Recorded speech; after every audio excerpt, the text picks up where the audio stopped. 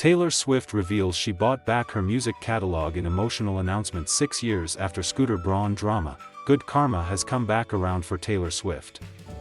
Nearly 6 years after her catalog was sold to Scooter Braun, sparking a series of re-recordings that helped usher in a new era of artists taking ownership over their work, Taylor Swift has regained control of her masters.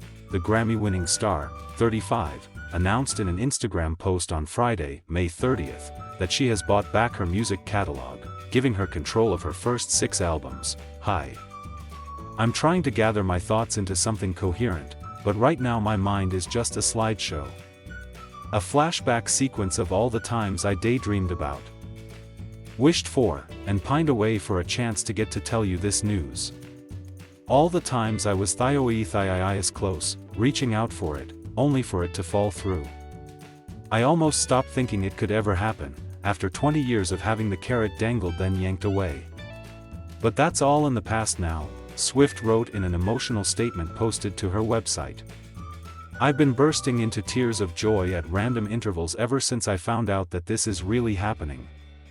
I really get to say these words: all of the music I've ever made, now belongs to me. And all my music videos. All the concert films. The album art and photography. The unreleased songs. The memories.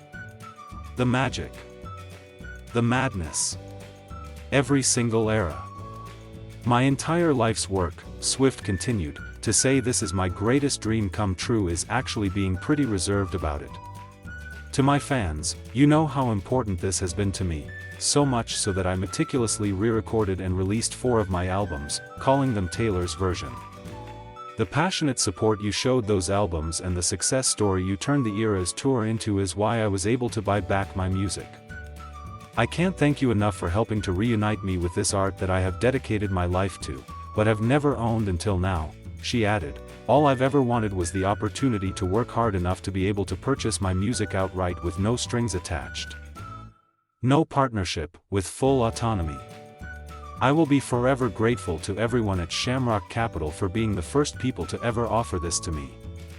The way they've handled every interaction we've had has been honest, fair, and respectful.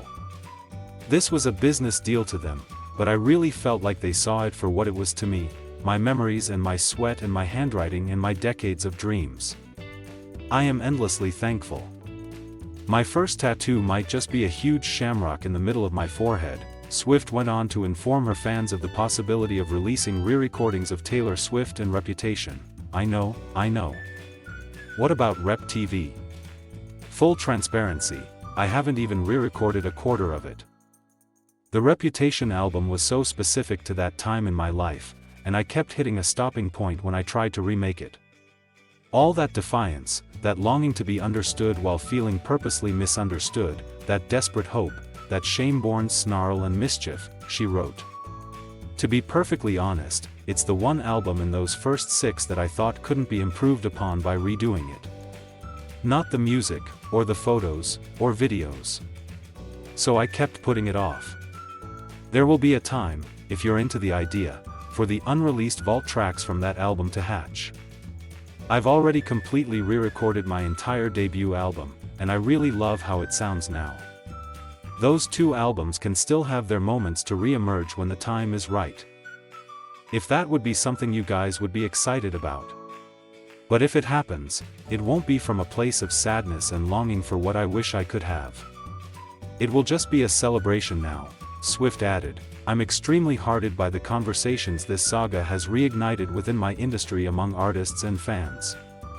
Every time a new artist tells me they negotiated to own their master recordings in their record contract because of this fight, I'm reminded of how important it was for all of this to happen.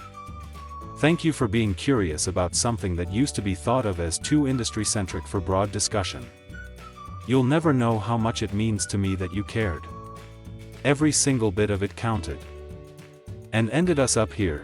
The Grammy winner signed her note saying she was elated and amazed after writing, "Thanks to you and your goodwill, teamwork, and encouragement, the best things that have ever been mine, finally actually are." Swift's lengthy saga began in June 2019, when Scooter Braun, then best known as a manager to stars like Justin Bieber and Ariana Grande, purchased Big Machine Records from Scott Borchetta.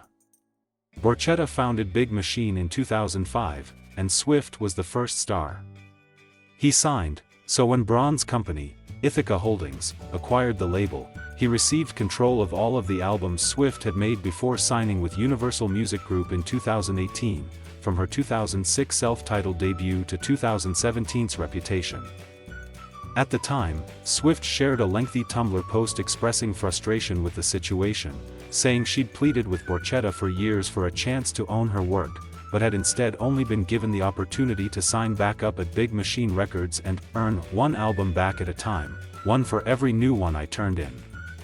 At the time, she wrote in part, "I learned about Scooter Braun's purchase of my masters as it was announced to the world. All I could think about was the incessant, manipulative bullying I've received at his hands for years. Scooter has stripped me of my life's work, that I wasn't given an opportunity to buy. Essentially, my musical legacy is about to lie in the hands of someone who tried to dismantle it." The situation took another turn in November 2020, when Braun, 43, sold the catalog to Shamrock Capital, a private equity company. Swift shared details of the deal in a social media post shortly after, saying she'd been actively trying to regain ownership of her masters over that last year, and had tried to enter into negotiations with Braun, but was unsuccessful after turning down his team's demands of an NDA that required her to only speak positively about the entrepreneur, when she and her team received a letter from Shamrock alerting them that they'd bought 100% of her music, videos, and album art from Braun. Swift wrote, "It was the second time my music had been sold without my knowledge," and noted that under the terms of the deal, Braun would continue to profit off her catalog for many years. The anti-hero singer said she'd been hopeful and open to possibly partnering with Shamrock, but considered Braun's participation a non-starter. In the same statement, Swift announced she'd be re-recording her first 6 albums as a means of giving herself ownership of her masters. When she signed with Universal, the deal gave her ownership of all future masters. Her first re-recorded album, Fearless, Taylor's version, came out in April 2021, and she has since released new versions of Red, 1989 and Speak Now. The venture has paid off for the star, as all of the releases have gone to No. 1 on the Billboard 200 album chart, and her journey has served as inspiration for other stars to fight for control of their masters.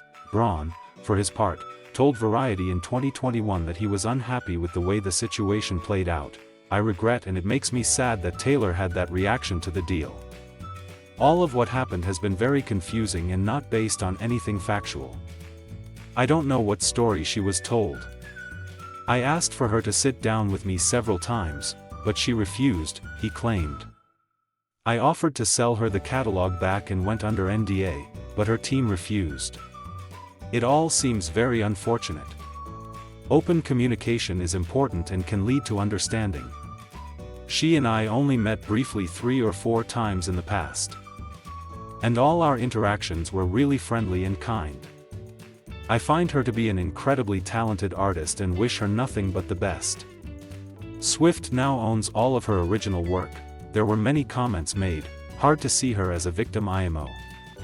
Happy she got what she wanted though, incredible. She played the long game and won. Way to go Taylor, now she can share her music with her fans for free," another viewer said. "She is brilliant. Make the original catalog worthless by releasing Taylor's versions. Then made it distasteful to use the originals.